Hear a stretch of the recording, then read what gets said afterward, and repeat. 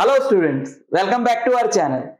Students, in this video we are going to study a very important law from chapter 5 of class 12th physics, magnetism and matter. And this law is Gauss law. Gauss law was also there in chapter 1 because this law is related to flux, either electric flux or magnetic flux. So Gauss law in chapter 1 was related to electric flux, and this Gauss law is related to magnetic flux, and it is very important. So it states that the net magnetic flux through a closed surface containing a volume is always zero. What it is saying? Suppose we have a closed surface containing a volume. If you think this surface as a two-dimensional surface, so we are not talking about that surface. We are talking about a three-dimensional closed surface. That's why we have written that a closed surface containing a volume. Obviously, if this is a two-dimensional surface, so it will not contain a volume. No? It will contain area. It will not contain volume. So we are talking about a closed three-dimensional surface. So if it is a closed three-dimensional surface, so the net magnetic flux through this surface is always zero. What is magnetic flux? Magnetic flux is the number of magnetic field lines passing through a surface, right? So net magnetic flux through this surface is always zero. This is what this law is saying, which means that if there are some magnetic field lines crossing this surface or entering into this surface, then there will be exact same number of magnetic field lines which are leaving the surface, so that the net magnetic flux becomes zero. The magnetic flux of the field lines which are entering into the surface is taken as negative, and the magnetic flux of the field lines which are leaving the surface is taken as positive. Why? Because if the field lines are entering the surface, suppose there are some field lines, these are the field lines which are entering the surface. So if you take area vector at this point, or at this point, this is a small area whose area vector is like this. This is a small area whose area vector is like this.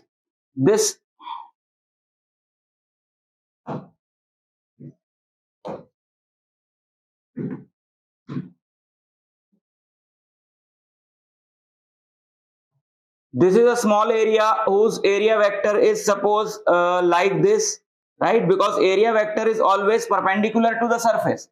Area vector is always perpendicular to the surface. So we have to take these perpendiculars. So this is the area vector.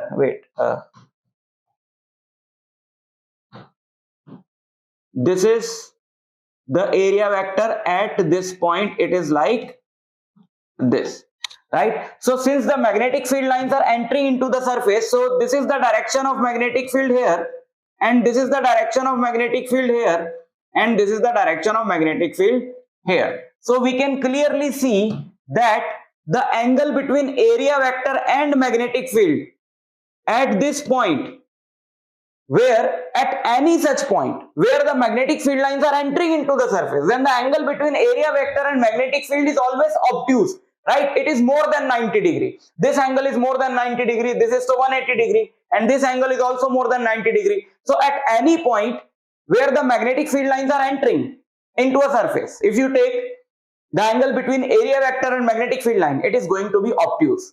And what is the formula for magnetic flux? Formula for magnetic flux, phi b, formula for magnetic flux is B A cos theta, and if theta is obtuse, cos theta is going to be negative. Cos theta is going to be negative.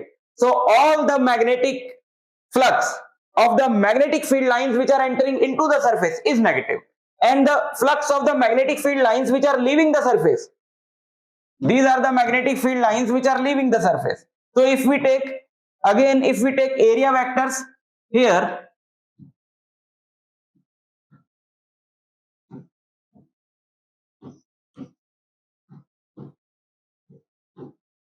so you can see that the angle is always acute.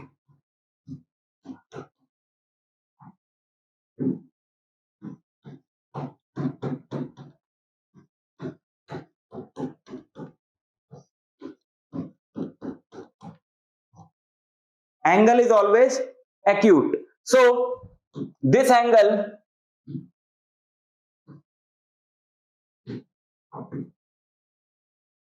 this angle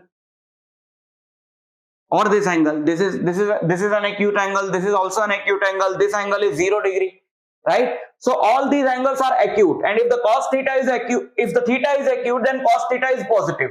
So the flux of these field lines which are coming out of the surface is positive. So if this law is saying that the total magnetic flux, the net magnetic flux through a closed surface is always 0, which means that if the magnetic flux is passing through the closed surface, then the magnetic flux which is entering the surface is equal to the magnetic flux which is leaving the surface. Only then will be the answer 0. So okay, why is this so? If the number of magnetic field lines entering the surface are equal to the number of magnetic field lines leaving the surface, only then the net inward flux and outward flux will be equal and the answer will be 0. So this indirectly, this law is saying that the number of magnetic field lines which are entering the surface is always equal to the number of magnetic field lines which are leaving the surface in case of magnetic field. Why?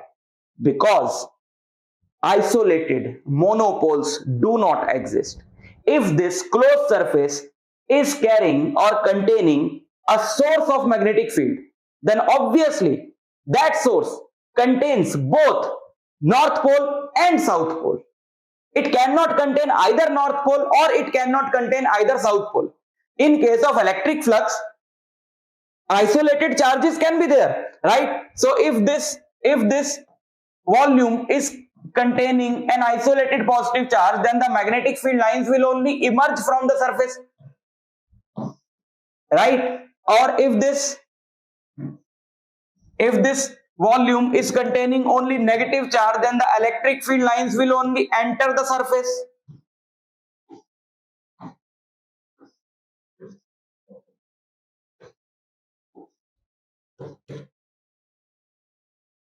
Right? Okay. But in case of electric field, this is possible. Only positive charge can be there, only negative charge can be there. But in case of magnetic field, it is not possible that only north pole is there or only south pole is there. Since magnetic field lines emerge from north pole and they go into the south pole. So in every case, a closed surface, if it is containing a source of magnetic field, it must contain both north pole and south pole, right? So magnetic field lines will emerge from the north pole of the source and they go into the south pole of the source, right? And because the north pole and south pole are of the same source, so obviously the number of magnetic field lines which are emerging from the north pole is exactly equal to the number of magnetic field lines which are emerging from the north pole is exactly equal to the number of magnetic field lines which are going into the south pole. So what conclusion can be drawn from this law? That is the most important conclusion of this law, that isolated monopoles do not exist. This is a fundamental proof that isolated monopoles do not exist. Imagine a situation in electricity.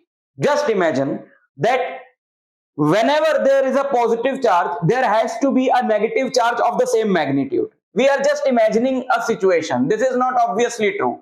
Whenever there is a positive charge, there has to be a negative charge of the same magnitude. So what will happen? The number of electric field lines which will emerge from the positive charge is exactly equal to the number of magnetic field lines which are entering the negative charge. So in this case also the net magnetic flux will be 0. Net electric flux will be 0. But this is not true in case of electric field, because isolated charges can exist, but isolated poles cannot exist. So if this surface is containing